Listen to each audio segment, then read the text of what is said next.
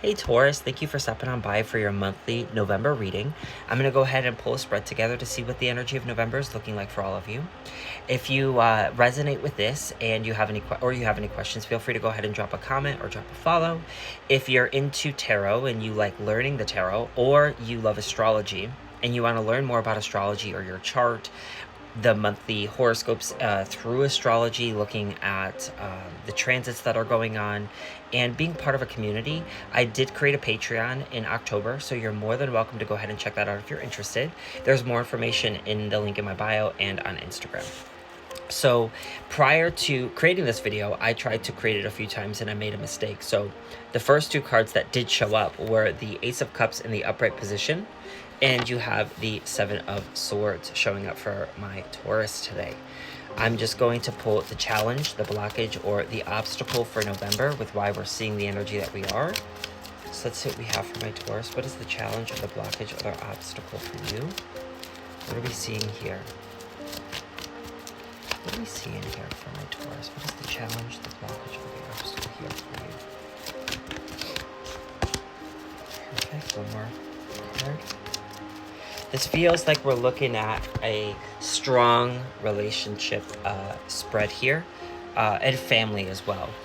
And what is the advice for my Taurus? And then I'll go ahead and get into this for you guys.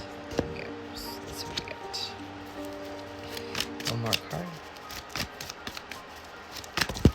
Perfect. Awesome. So here's the deal. The way that my Taurus are showing up for me today is the Ace of Cups and the Seven of Swords is almost as if either we're initiating new relationships, we're starting a new relationship, we're trying to manifest a relationship, or we are asking ourselves relationship questions right now. And what's happening with the Ace of Cups and the Seven of Swords is we're dealing with someone that may be bringing some trust issues to the table. Maybe they're bringing forward a past where they have been cheated on or experienced deception in some way, shape, or form. And it's tied to how this affects our relationships. And it feels like right now someone may be asking themselves questions like, is this person being honest with me? Is this person being faithful with me?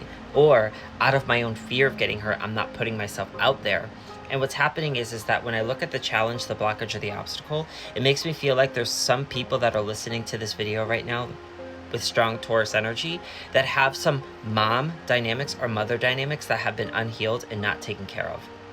And it feels like relationships are tied to the relationship with the mother. And it has a lot to do with our inability to either take care of ourselves, mother ourselves, nurture ourselves, really loving ourselves to some way, shape, or form. And I feel like what's happening is the ungroundedness tied to something with family and the mother is showing up within relationships. Or perhaps what we're looking at is there being deception, lies, or something like this tied to a strong mother energy. And it feels like when I look at your advice column, it almost feels like there are Taurus right now that are blocking their heart or are not embracing true intimacy out of their own fears of getting hurt. But what's happening is it's almost like the way that I'm approaching things right now in the advice column, it's the Hanged Man, your heart chakra, the Five of Pentacles in the reverse position, and the Two of Wands. And what's happening here is that it almost makes me feel like the way that you're approaching everything right now when it comes to love and relationships and emotional dynamics is not sustainable.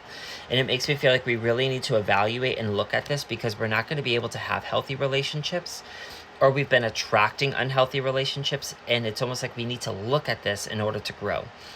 I also would say that for those of you that have strong Taurus energy, if you're having any financial worries, qualms, or concerns, this is kind of like letting us know that things are going to get better for us. I feel like in the next 30 days, there are some positive financial movements for us. And so this could be bonuses, raises, promotions, new job opportunities that are coming through for you. And it feels like this is happening within the first 2 weeks of November. So between November 1st and November 15th, I would kind of keep my eyes open for money opportunities that are on the horizon. I do feel like we're moving full steam ahead, but I feel like there's an emotional challenge here that is showing up for my Tauruses in the month of November. And like I said, I would be very cautious of relationship dynamics or tension within relationships. And I feel like if it is showing up for us, we need to look at the early childhood family dynamics, early emotional conditioning dynamics, relationship with the mother, something of this nature. It does feel like this is an opportunity for us to do some shadow work, or some themes may be showing up regarding shadow work for us. So let's go ahead and look at our astrology dice and see what we have for Taurus. Let's see what the themes are for us in our astrology dice. We have Virgo, the South Node, and the 6th house. This is going to tell us two different things. One, if you're not new with me, when I work with Virgo, I always like to say that this is an area of our life where we may experience some degree of a crisis. And when we're dealing with our South Node in Virgo, this has something to do with could be the not enough complex. I'm not good enough. I'm not pretty enough. I'm not beautiful enough. I'm not smart enough.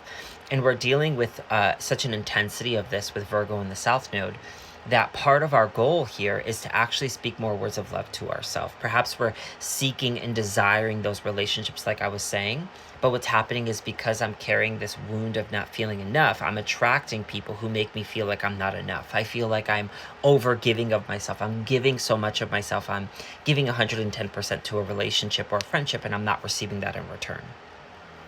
Something about this is trying to tell us, like, we need to learn to let go of something, or we need to learn to surrender something, let go of a pain or hurt or trauma. We need to do exercises that practice getting out of our head and back into our heart and into our body.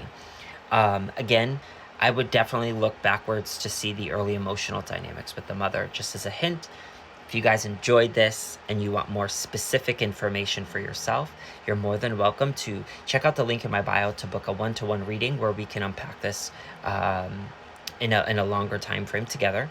And again, if you enjoy this and you're wanting more information, you can check out my Patreon as well. Thank you guys so much for tuning in, and I hope you all have a great November.